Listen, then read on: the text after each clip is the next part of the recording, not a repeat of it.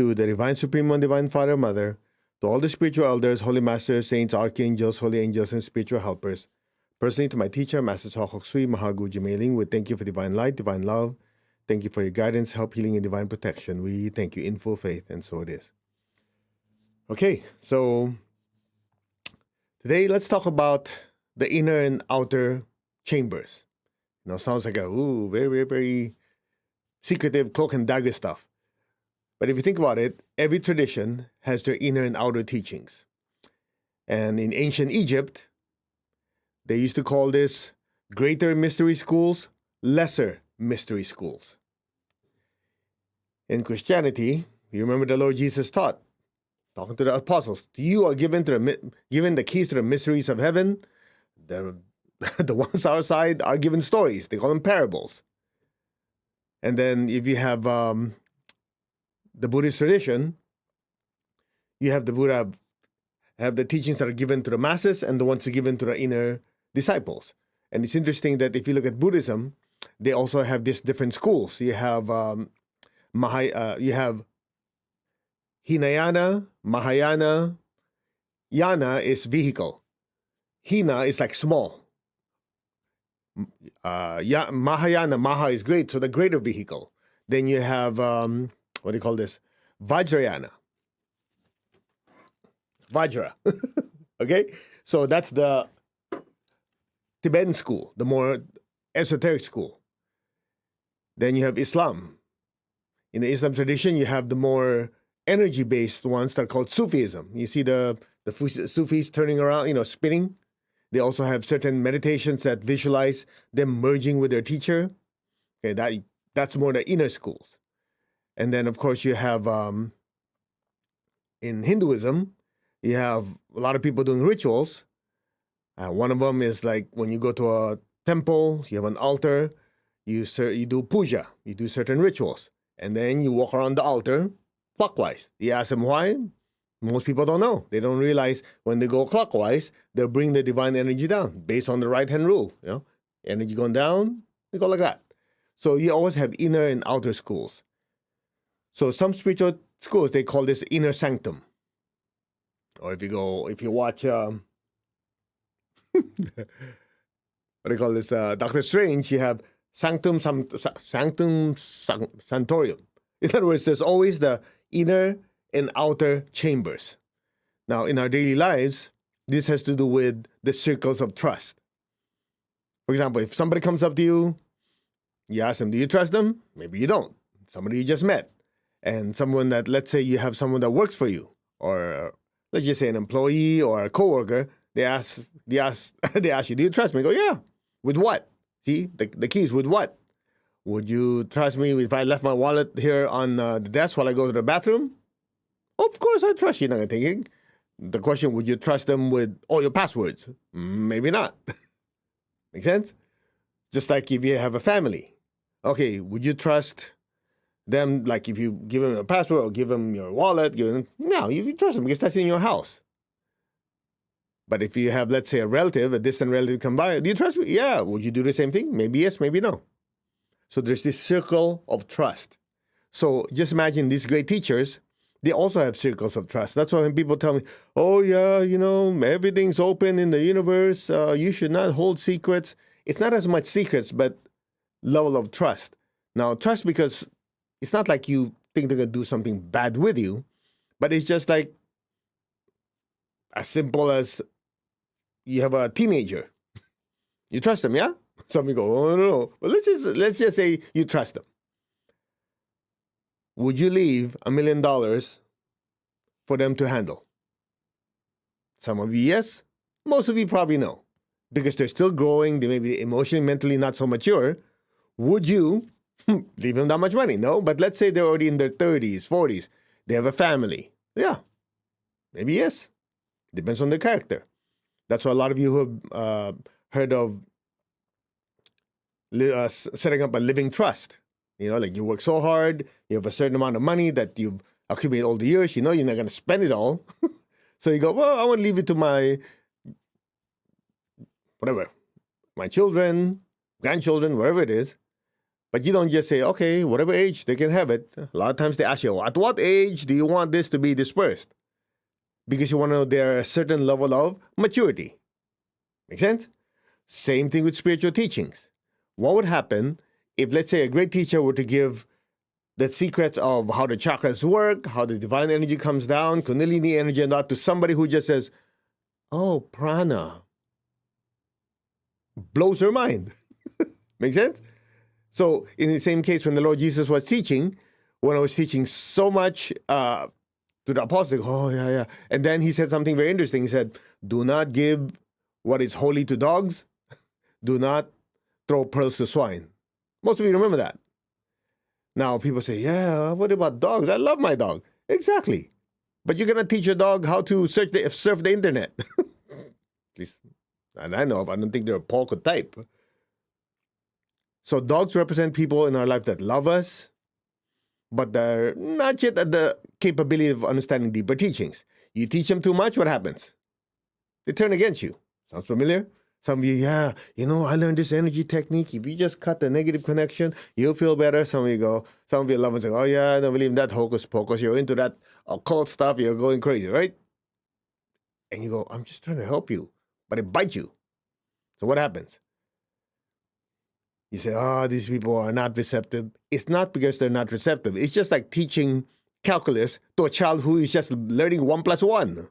Good luck with that. Make sense? And do not throw pearls of wisdom to swine. Now, don't call your friends and loved ones pigs. No, they're not. Pigs represent people, listen carefully, that are very entangled with the earthly life. Pigs like to roll in mud. Just like you see the metaphor of the lotus flower representing the soul. They have to go through the muddy waters to come out and seek the sun. Well, a lot of our loved ones and relatives, they're swimming in mud. All they're interested in, how they're going to make a living, who likes them, who doesn't like them, how famous they are, who are their friends. They're just swimming in that mud so much. You try to tell them, by the way, what's important is your spiritual connection to God, your oneness with all. They're going to look at you like, you weirdo, right? Or if you have someone who defined themselves with their zip code, the car they drive, the things they own, you can tell about spirituality, they're not going to listen to you. Because they're going to think, what do I need you for? Make sense? So people like that, what do? You just love them unconditionally, you watch them, you do your thing, live a consistent life, and then if they need you, they'll come around. If not, no, let things be.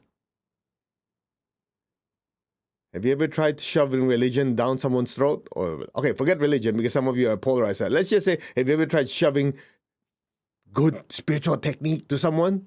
Yeah, what happened to that? They think you're crazy. I remember many years ago, that's what I tried with my uncle. I didn't think I was doing it. I first learned pranic healing. Go, man, this is the best thing in the universe. You got back pain? No problem. How do you feel? Oh, better.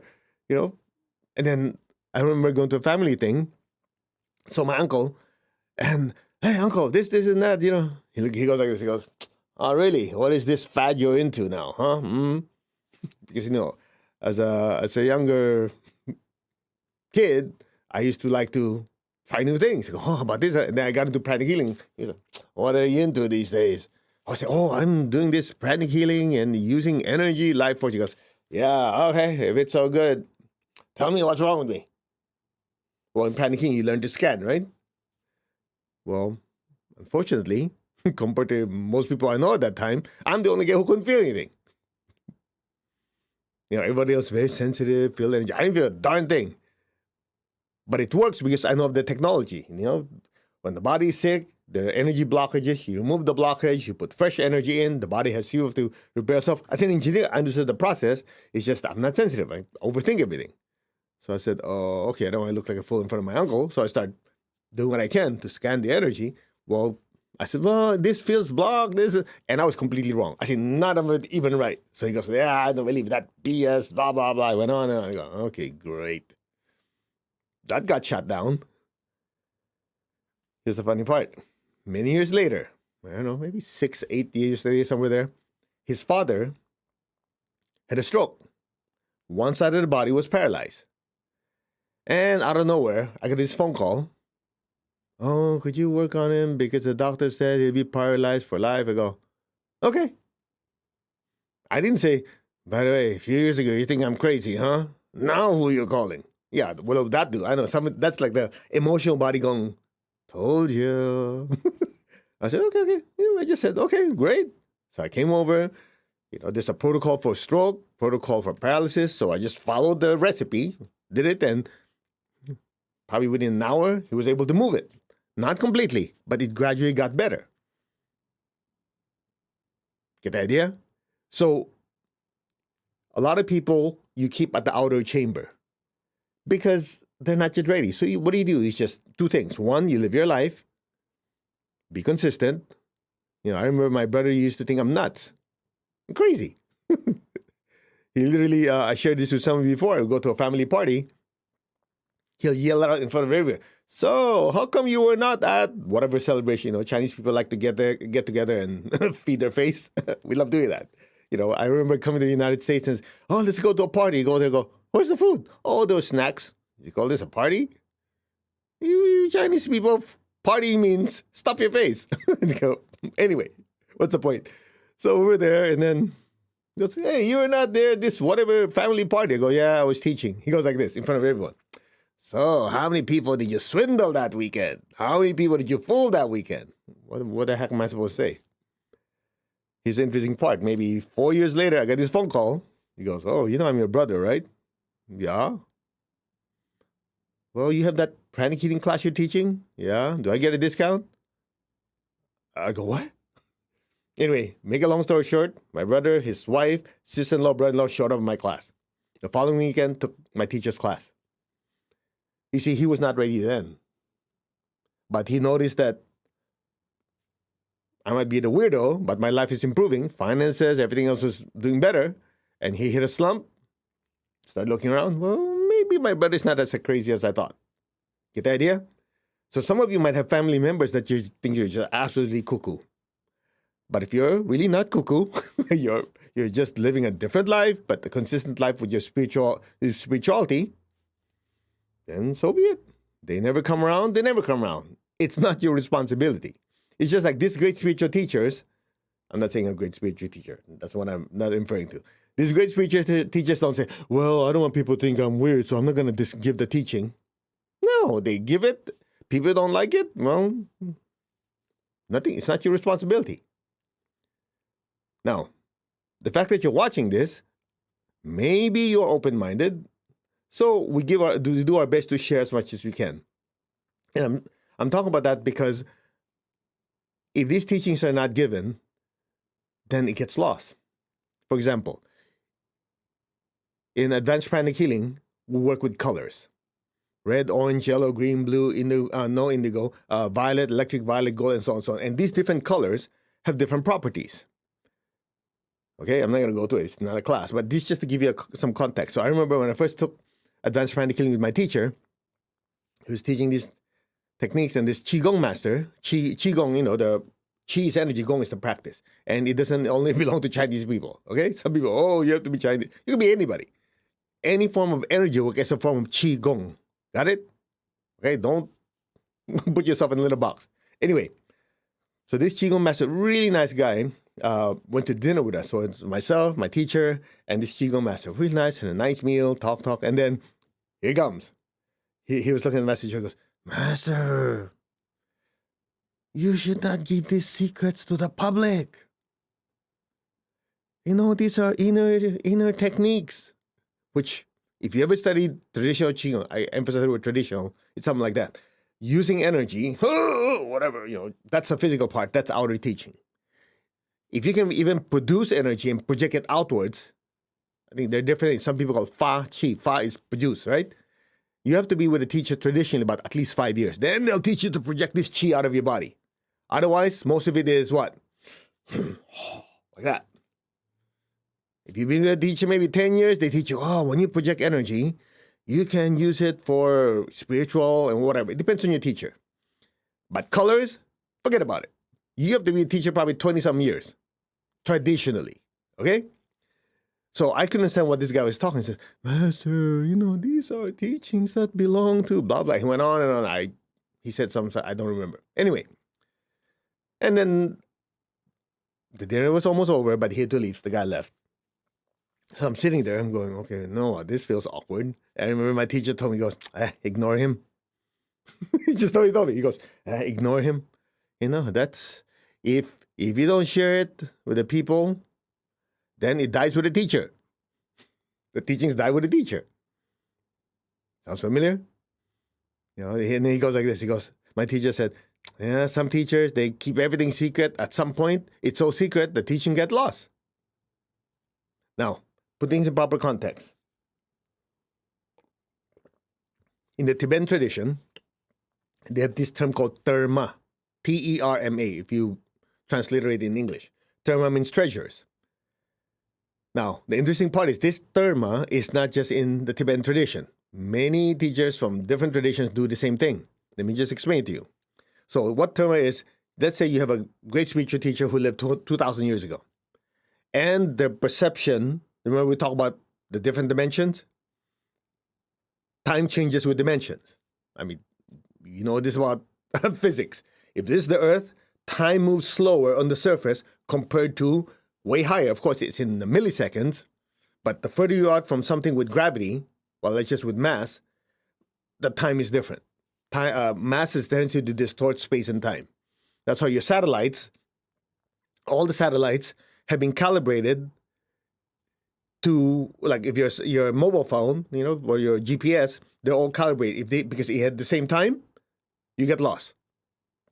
They already know time moves faster the further away you are from something with mass. Okay? Anyway, so just imagine if that could be the case, these great spiritual teachers who could move in the physical dimension, emotional, mental, and even higher dimensions, you can imagine that time is perceived very differently. Somebody go, oh, I never thought that. Exactly. So just imagine you have a great spiritual teacher and they go, oh, okay, the people around this time that I incarnated are not yet ready for these teachings. So they project their consciousness, let's say a couple thousand years later. They go, oh, yeah, in this part of the world at this time, my future disciples or people at that time would be evolved enough to understand these deeper teaching. But I'm not sure if I'm going to keep my body that long. So what do? They write the deeper teachings in scrolls. They put it in pots. And they go, okay, and they travel. Haven't you noticed that there are teachers that just travel? They might or might not be teaching, but they're traveling. They're going here, they go. Why the heck they go from here to that far and not much happened? Well, to you and me, or history, not much happened. But they went there to do what? To bury the pot or whatever it is with those scrolls. Dead Sea Scrolls. Okay. They bury it and they project, okay, at a certain time, these apostles, these disciples of mine or people or students who are more evolved will incarnate in this area. They will be guided to discover it and the teachings, they'll be ready now. That's why when these scientists go, oh, I had a discovery. You didn't discover anything. These great beings already planned it. They just kind of slap your soul into waking up. Hey, it's over there. And they go, oh, yeah, what if? Make sense? Now, a lot of times, they're etched in wood, not in wood, in stone. Or they're embedded in art. I'll give you an example very quickly. You've seen the images of white Tara. There's an eye on her forehead. There's eyes in her hands. There are eyes in her feet. Some of you have seen that before. That's what you call an open secret. To the general public, interesting art. Maybe this eye represents something that I have no clue. But once you study deeper, you go, oh, this is an eye to perceive energy. These are eyes to perceive energy to touch. And the feet, well, that's a secret. You have to come to the class that I'll tell you. But anyway, make sense? Speaking of eye, in the Christian tradition, most of you have read the chapter verse that says, if your eye be single, your body be filled with light. Now, if you take that literally, that means that if you want to be spiritual, you have to pluck one of your eyes out. But people say, oh, no, you don't get it. If your eye be single, your body be filled. It's a metaphor, meaning if you are very focused on something, on the spiritual teachings, you'll be enlightened with that information. Outer chamber, or it's inner chamber. If your eye be single, it's talking about your pineal gland. Your pineal gland, it used to be a what? Whatever eye, but energetically, it houses a certain particle inside the center of your head, what we call the blue pearl, which is a spiritual eye that allows you to see energy and perceive the essence coming down from your higher self. Now try telling that to someone who don't even know about energy. They're gonna go, what? Get the idea? Try telling that to somebody who's scraping for a living and living with family drama, work drama. Yeah, by the way, if your eye be single, then they're gonna go, you weirdo, get out of my life. Sounds familiar? Now, so as you grow spiritually, you learn stuff. It doesn't mean what you learned before was wrong. It just simply means you start seeing a higher level of truth and a different perspective. So my teacher used to say, truth is like a diamond. It has many facets. Some facets are more polished than others. It depends on which side you're looking at. Now, which brings me to today. So in the Indian tradition, Hindu tradition, we have Diwali. A lot of you from India, you know what I'm talking about. It's just like similar, not the same. Like, in the Western world, you celebrate Christmas. So you give gifts, you're happy, Just imagine India, it's something like that, but more. Okay, Diwali. So Diwali or Diwali actually means the row of lights. But if you ask someone, hey, what are you celebrating? I don't know, it's just a special day. It's just like you got people celebrating Christmas, they had no clue. Christmas, celebrating Christ. For them, it's like, it doesn't matter, just me giving gifts. So tonight, we'll celebrate Diwali. We'll use the Anchor the Light meditation, same time slot. We'll go into the deeper meaning of Diwali. And I guarantee you talk to 100 people from India, maybe 1 or 2 people will know what I'm talking about. This is inner chamber, not outer chamber. Okay, we'll talk about it. So Diwali or Deepavali is celebrating the victory of good over evil. Then you go, what does deep? Okay, what's it got to do with the row of lights? We'll talk about it today. The row of lights are actually your chakras. Okay? So anyway, I hope that we gave you some insights of inner and outer teachings. And that's why sometimes when you're talking to people, they start telling you about a certain religion, and they go, yeah, this is the only truth. That means what? Most likely their outer chamber. Most likely their outer chamber. Say, I'm true. That's why what I know is true. Everybody else is going to barbecue in hell. That's outer chamber. Outer chamber teachings have a tendency to divide. Inner teachings have a tendency to unite. Because inner chamber teachings is like, in the Christian tradition, if your eye be single, it talks about the pineal gland. In the Hindu tradition, maybe they're talking about the forehead chakra or the blue pearl. In the Buddhist tradition, in the Sufi tradition, it could be talking about the essence within you. Make sense? So every tradition, when it comes to the inner chamber, are talking about the same thing, just in different language. So it has a tendency to unite. So to finish it off, here's the way my teacher explained. He goes, religion has a tendency to see the differences. Spirituality looks at the similarities, so it has a uniting effect. That's it. That's why I always say, even if you go to another extreme, if you heard me say before, even if you're an atheist, you can be spiritual. I know that sounds crazy, doesn't it? Yeah, I'm an atheist, but I'm a spiritual person. You go, what the heck are you talking about? It's like just like talking about water being dry. No, it's trying to explain that you're not focusing on a particular belief system. However, you do have a realization that you are not the body, emotions, the thought. You are a spiritual being.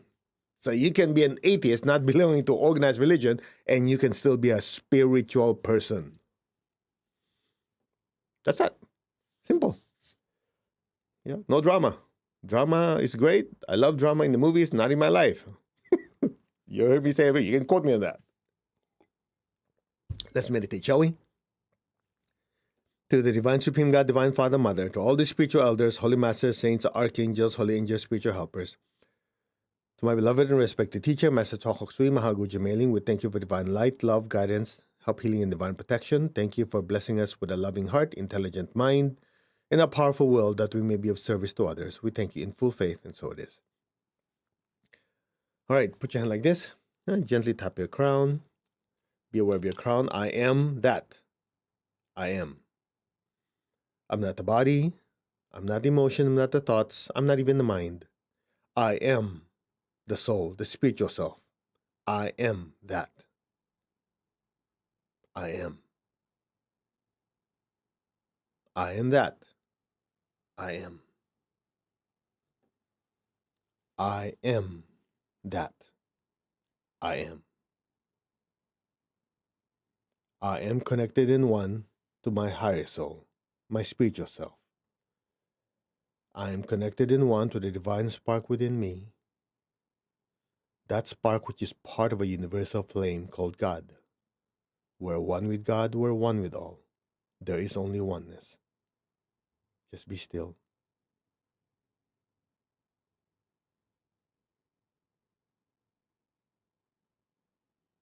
We are one.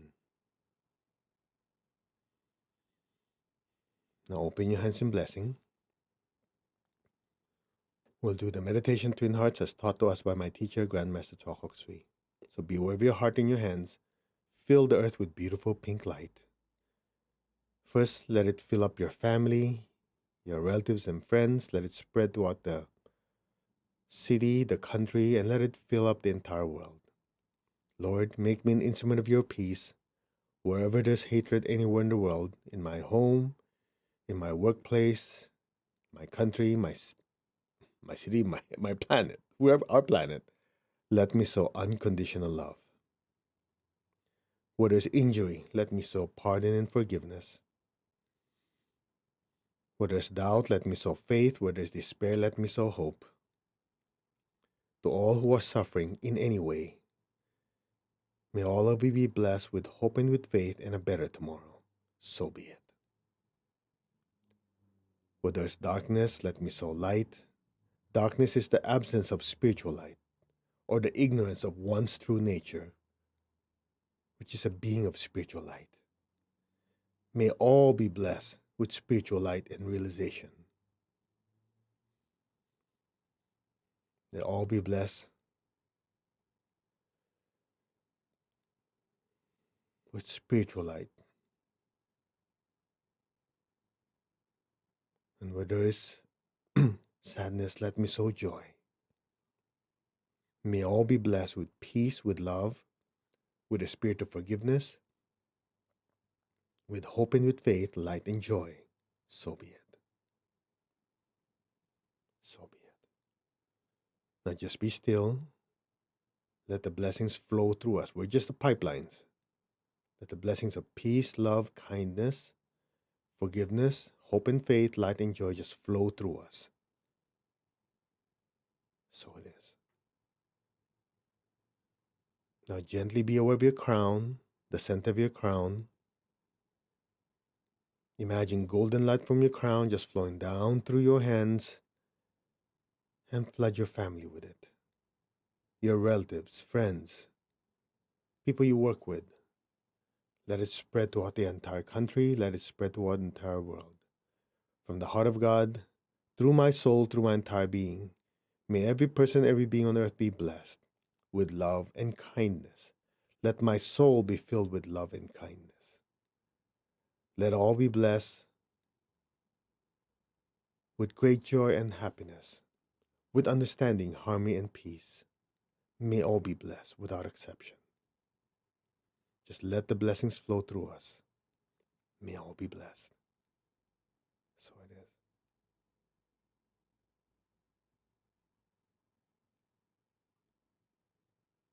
Now, be aware of your heart, be aware of your crown at the same time. Take a deep breath. Exhale. Imagine even more brilliant golden light just pouring out of our hands as one. Fill the entire earth. Bless the countries that are in need. There's so many of them. Bless the United States. Bless the Middle East, Afghanistan, Iran, Iraq. Bless Central South America, El Salvador, Venezuela, Colombia, different parts of Africa. Nigeria just had a building topple over. Bless the people there. There's so many countries that need blessing. In Asia, just because it doesn't make it in the news doesn't mean people are not suffering. If you know of any need, just flood those countries with golden light. May all be blessed. From the center of the heart of God, may every person, every being in the higher worlds, middle worlds, even the lower worlds, may all beings in every dimension, every direction, above and below, be blessed with God's unconditional love and kindness. Let my soul be filled with love and kindness for all. So be it. May all be blessed with inner peace, inner healing, for many at this time, physical and financial healing, emotional and also mental healing. So be it. Just let the energy and the blessings flow through us. May all be blessed with understanding, with harmony, goodwill, and the willingness to do good. May all be blessed without exception. So be it, so be it, so it is. Now just be still, keep your tongue in the roof of your mouth, and just let the blessings flow through us.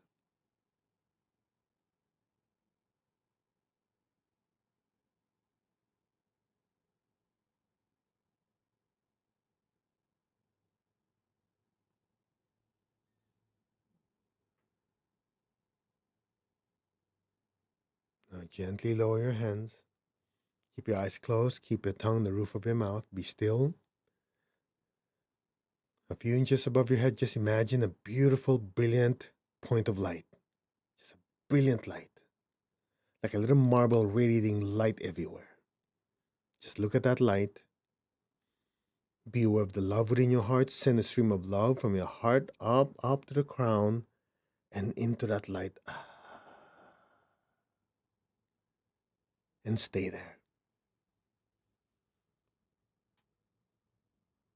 And listen. You are the soul, not your body. You are the soul, not any of your emotions. You are the soul, not any of your thoughts.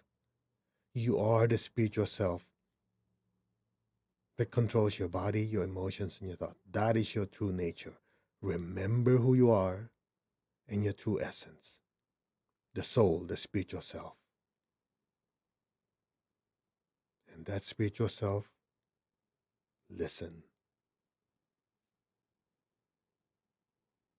Om.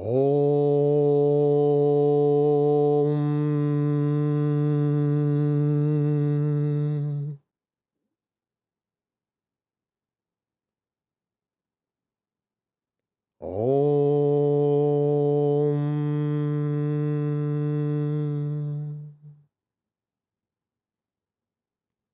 Allow your awareness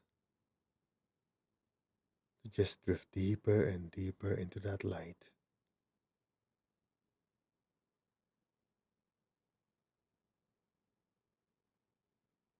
That light is pure nothingness, pure energy. Om.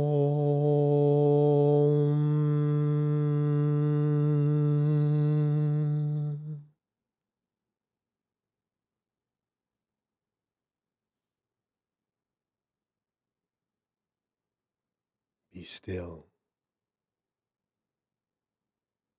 Any sound, any noise you hear will just allow you to drift deeper and deeper into that inner stillness, in that pure nothingness. Just stay there. Let go, and let things be. Just let things happen. Now.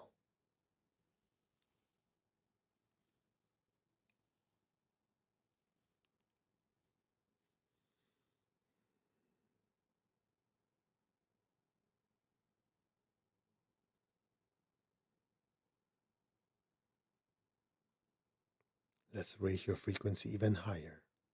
You don't have to do anything but just allow it to happen.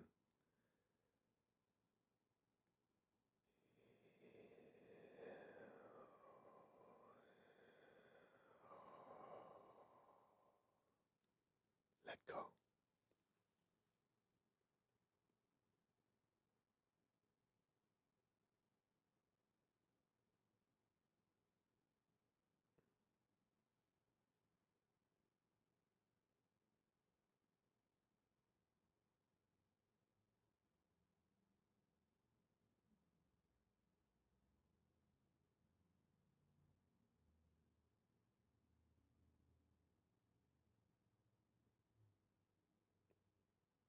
Allow your awareness to just simply drift deeper and deeper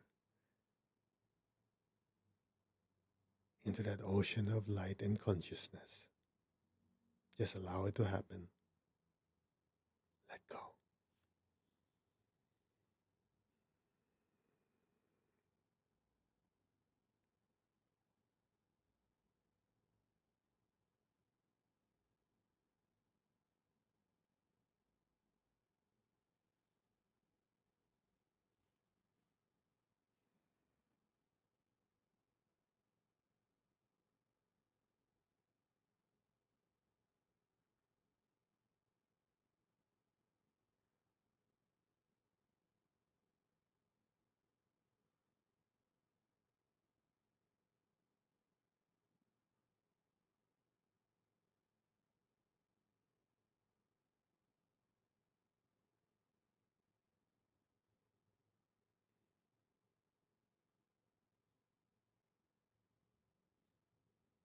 Gently, very slowly, very gently and slowly, come back to your physical body. Move your fingers, move your toes, and just gently, slowly slide back into your physical form. Moving your fingers and toes will help out because those that are furthest away from your crown. So it just helps you settle back in more. Now raise your hands. We'll share this peace and love with everyone. First, imagine the people you love in your life in front of you. Fill them with golden light. May all of them be blessed with love, with light. May they be blessed with good health, with happiness, with abundance and prosperity, and with spirituality. So be it. So be it. Bless them with peace, love, and kindness. So it is. Now be aware of your feet and the base of your spine. Project golden light down into the earth. Let our beloved Mother Earth and all her children and all of creation be blessed with divine light, divine love, and divine power. Let our beloved Mother Earth be healed, regenerated, and revitalized. Blessings be to Mother Earth. So be it, so be it, and so it is. Okay, let's give thanks to the Divine Supreme One, Divine Father, Mother, to all the spiritual elders, holy masters, saints, archangels, holy angels, and spiritual helpers. To my beloved and respected teacher, Master Tokok Sui Mahaguju Mailing, we thank you for divine light, love, guidance. Thank you for your healing. Thank you for your compassionate, purifying light and soothing, healing energy. We thank you. In full faith, so it is. Okay, so I hope you had a good meditation. You have a better understanding of inner and outer teachings. The ones who just came aboard late, no worries. We leave it online, so you don't have an excuse not to learn. Okay, so we'll see you all tonight, or 7 hours and 15 minutes from now for the second Anchor Light meditation. We're going to be celebrating Diwali with our Indian brothers and sisters. It's like, for them, it's like ginormous Christmas celebration or whatever celebration you like. And we just want to give it a little bit of a deeper spiritual context. Again, Diwali or Deepavali means the row of lights. Those are actually energy centers, but it has a deeper meaning. We'll cover that tonight. And we'll do deeper meditation. Now, it's going to be a little different than our regular, and we're going to be doing chanting. So if you have some loved ones or friends who might think it's a little too far out, just kind of filter them a little bit because they might go, oh, I don't believe in that stuff. Whatever. I leave that to you. We already talked about inner and outer teachings, right? We're going to talk about what they are, what is Dipavali or Diwali, and then we'll do certain chanting of mantras to raise your frequency, but we're not going to do it blindly. I never do that. We always explain to you why we chanted this, what is the context of that chant or that mantra, what is that does, what does it do your energy level, your frequency, and so on, and the applications. All right. Namaste, everyone. You all take care, and God bless, and leave us some comments. And some of you have been asking about giving donations, so just go to mastercode.org, press the donation button, and give whatever you want to give. We'll keep this ministry free. And I think that's it. Namaste, everyone. You all take care. God bless. We'll see you in a few hours. Take care.